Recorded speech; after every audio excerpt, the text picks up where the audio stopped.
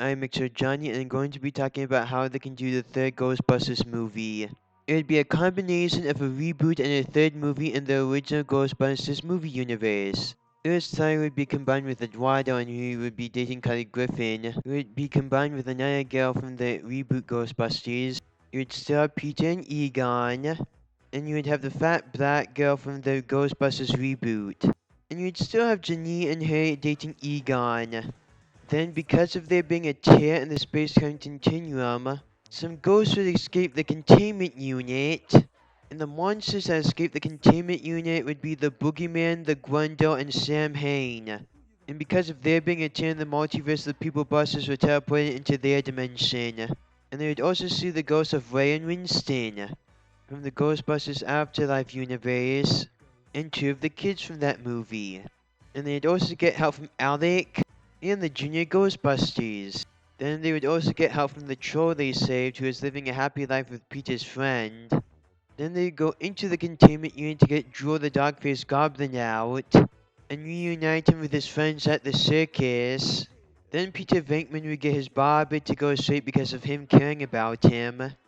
Then it turns out the gremlins destroyed the car the Ghostbusters used to trap them under glass by leaving no piece of it left. So then the Ghostbusters would get help from the Warriors of Kildarby to fight against the ghosts and the gremlins, and they would use the Bird of Kildarby. And they can just say that King Kildarby won the bird in a battle against one of his enemies, and when it died it turned into a monster. Then they would use the Warriors of Kildarby to defeat the gremlins and put them in the containment unit. Then they would defeat Sam Hain, the Boogeyman, the Grundle, and the People Busters, and put them back into the containment unit. It's a treat for the fans of the real Ghostbusters. And makes sure that and the reboot Ghostbusters go out with a bang. And because of you making sure the Ghostbusters forms of media before it went out with a bang, and because of them doing a third Ghostbusters movie, now would be the perfect time to do a Ghostbusters cartoon TV show like this movie. It should be a combination of a reboot and a continuation of the real Ghostbusters and the Extreme Ghostbusters. Like how the third movie is a continuation and a reboot of the original Ghostbusters movie universe. You should have both the original real Ghostbusters and the new Extreme Ghostbusters. And in the first season, people wouldn't believe in ghosts, but only in the first season. After that, everyone would believe in ghosts like there's no tomorrow. And you should make Slimer look exactly like how he did in the first seasons of the real Ghostbusters. And you should also do that you only focus on Slimer a little more than they did in the first seasons of the real Ghostbusters. And you need to make it that Slimer speaks gibberish all the time and only speaks an occasional English a few more times than he did in the real Ghostbusters. And only Ray and Janine occasionally understanding him. And only him throwing the trap whenever all the Ghostbusters need to use their proton packs to stop a ghost and they can't do it. And the reason why him not being affected by it is because he pushed the button from afar.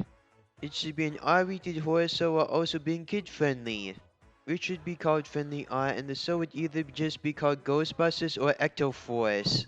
And you'd also need to do the age in your time in the cartoon show. They should be a supporting mentor to the Extreme Ghostbusters, but them having a more active role. For the original real Ghostbusters, they should look exactly how they looked in the real Ghostbusters original cartoon show. For the Extreme Ghostbusters, they should look how they did in the Extreme Ghostbusters cartoon TV show. You would need Mark Hamill doing Peter Venkman, because after seeing him do both Skips and the Joker, he can definitely do the sarcastic and humor of Peter Venkman. And you need Tara Strong as Kylie Griffin because she already did Kylie Griffin good in the Extreme Ghostbusters cartoon TV show. And Mark Hamill and Tara Strong would have to do all the monsters because you need someone who can do the voices of the monsters who already appeared in the Ghostbusters perfectly. And you also need someone who can do more than one voice good without you knowing that they're doing more than one voice. And you can just say the statue of Peter Venkman was given to him by his barber before he died of age. You would still have Louis Tully, and you would also show that Janine can do the Ghostbusters job, but she chooses not to. And you would also make it that Louis Tully can do the Ghostbusters job, but he chooses not to. And because we already saw Egon and Janine have a one-side romance in two of the other Ghostbusters shows, They should have a fully formed romance in this one. They should keep Peter, Venkman, and Slimer's relationship the same. That Peter might get annoyed with him from time to time, but deep down he surely does care about him. And that one of the other guys Slimer hangs out with is surely the ice cream lady. And because you already saw Kelly Griffin and Eduardo Roberto have a one-sided romance in the Extreme Ghostbusters, in this show they should have a fully formed romance. And the inside of the containment unit should look like how it did in the real Ghostbusters. And Eduardo's relationship with Slimer should be the same as Peter's relationship with Slime. And for the new traps and proton packs, you can just say they don't get full and they can store the more powerful ghosts and the giant ghosts. Like Stay Puft. Then it turns out because the Ghostbusters still believe in ghosts, that means they still remember ghosts, so the Boogaloo went back to his own dimension. The Ghostbusters would still stop the usual ghosts with their proton packs and traps, and stop other kinds of monsters with the machine they use to catch the boogeyman, by phasing them into dinosaurs so their proton packs would work on them. But the extreme Ghostbusters would take care of the ghosts that are too powerful for the real Ghostbusters proton packs and traps. And other monsters, and to explain why they're too powerful for the real Ghostbusters traps, just say it's because when they get older, they get more powerful over time. And for you having more money for this show, you can just sell a bunch of Ghostbusters products.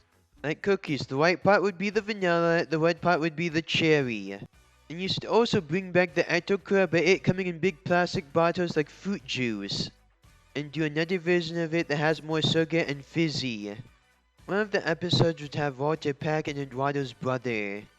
Then the Ghostbusters would stop at the monsters, and you can make it that the reason why Eduardo didn't want to be a cop like his brother and his baba is because he wanted to live his own life and craft his own destiny. And that Eduardo wanted to be a scientist when he was a kid, but his dad crushed his dream of doing that. Which is one of the reasons why he became a Ghostbuster, and that's also one of the reasons why his catchphrase is, "Hey, I'm a scientist." And Eduardo's mother died, and he would fix his relationship with his brother, and he would convince his brother that it's good him being a Ghostbuster. And for the Halloween episode, they would have the Sandman and Gas. Because they already had Gas in the opening for Extreme Ghostbusters, so they kind of owe us this. And because of them not believing ghosts, the Boogaloo would come back. And then the Tree Witches would threaten to hurt Kylie's friends if she didn't become a witch with them and help them do a ceremony to summon Sam Hain to fight the Boogaloo. And when Sam Hain got out, he took the Sandman and Gas with him. And these should make it in the Ghostbusters world the reason why we celebrate Halloween. Because years ago at Ireland, the Druids got rid of some monsters on the condition that they would remember them. Which led up to the festival of Samhain, which created the spirit of Halloween, Samhain. After they imprisoned him, it led up to the celebration of what we call Halloween. And you can just say the reason why we started using pumpkins for jack-o'-lanterns is because Sam Hain had a pumpkin head. This way you get to use both of the Ghostbusters origins for why we celebrate Halloween. They would also do a flashback to the episode Quiet Uncle, but you would also have to change some things together to make more sense. Like for the reason why Egon's uncle doesn't believe in the supernatural, is because it was too hard for him to admit the truth that he didn't believe Egon about the boogeyman when he was telling the truth. And that Egon said no to his offer and stayed with the Ghostbusters, and that made his uncle so angry that he punched the containment unit. And that's how the Stay Puft Marshmallow Man got out of the containment unit. And they would explain the reason why he ended up in the containment unit is when Ray and Slimer dropped two Stay Puft Marshmallow Man stuffed animal toys into the containment unit, which was supposed to be a gift for Ray's cousin and Winston's sister, they were combined with the supernatural energy from the original Stay Puft Marshmallow Man from the Spectral Ghostbusters, and turned back into the Stay Puft Marshmallow Man who is now free from Gozer's influence. And because he was being mind controlled by Gozer, that made him too powerful or to be put in the traps. Which is why they couldn't do it before. And to explain how he fitted into more than one trap, you can just say that it's because he's made out of marshmallow and that ghosts can go through things that can and be separated into more than one trap. And to explain why the Stay Puft Marshmallow Man is a good guy, You can just say that the Ghostbusters let him out earlier to fight a giant monster, and that's when they found out he was a good guy. And that the only reason why they put him into the containment unit is because they don't have a place big enough to keep him in. But after the episode Sticky Business, they found a place to keep him in. And Egon Splinger's uncle does believe in the supernatural, and Egon fixed his relationship with him. Then the Boogaloo would lose badly to Sam Hain, proving that the Boogaloo is no Sam Hain, and Sam Hain is a true spirit of Halloween. Then Sam Hain would go after the Ghostbusters mayor because him not believing in ghosts. And the jokes in this episode would be filling in the plot holes of Halloween 2.5 from the real Ghostbusters. Just say Simon made them not focus, and that's what dropped the seals from the firehouse. And whatever Simon is touching goes through with him. And that he did see Eduardo when he became a ghost. Instead of them taking over Slimer's body, Slimer just threw them up.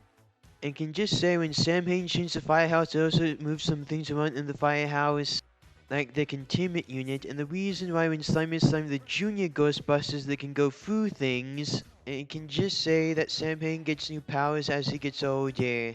That's why it took him so long to be free, and that's how he changed the firehouse. It's because of the supernatural energy he did when he changed the firehouse. You can just say when Sam Hain is gone, the firehouse changes back.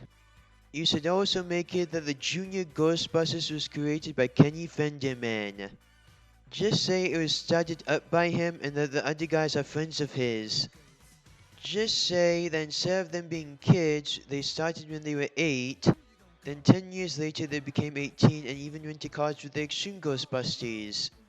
And you can also make it that they are called Ecto-Force. And there should also be an episode with them catching a Ghostbusters, a film projector, and they have to fight serial killers. If they shoot the serial killers and horror movie monsters that aren't indestructible with their proton packs, they just disappear. And there should also be an episode where Eduardo almost dies and he ends up in a coma, and the physical embodiment of death tries to go after him. But then they would bring Eduardo back to life and wake him up from his coma so they would get rid of the physical embodiment of death. Then he would tell Kylie Griffin that her grandmother wouldn't have wanted her to mourn forever, she loved life too much. For their second season, you would do IDW's Ghostbusters comic book one, and you would do it exactly the same as the source material. And you'd also need to keep Juan Alexander and Melody Duane from the comic book series in the cartoon show. And you would need to keep in that each Ghostbuster found love, each Ghostbuster got their happy ending, and there's a perfect ending to each Ghostbusters story. You'd also need them crossing over with the original Ghostbusters in the 60s, them meeting the cartoon The Real Ghostbusters, and for them crossing over with the Teenage Mutant Ninja Turtles and the Transformers, and now the Ghostbusters defeating the villain in the comic and Gozer. When you put it into the cartoon show. Then in the next season, Melody Duane will get 2 FBI agents fired because they didn't tell the world about ghosts being real. Then you do them having an international Ghostbusters business, with there being different Ghostbusters in different countries. With the original Ghostbusters dying of AIDS and Egon's grandkids becoming some of the new Ghostbusters.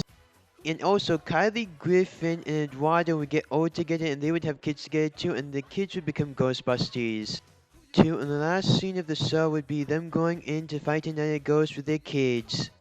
For the opening credits, you should do them busting ghosts and gearing up. And you can get a recording of the Ghostbusters song from the internet.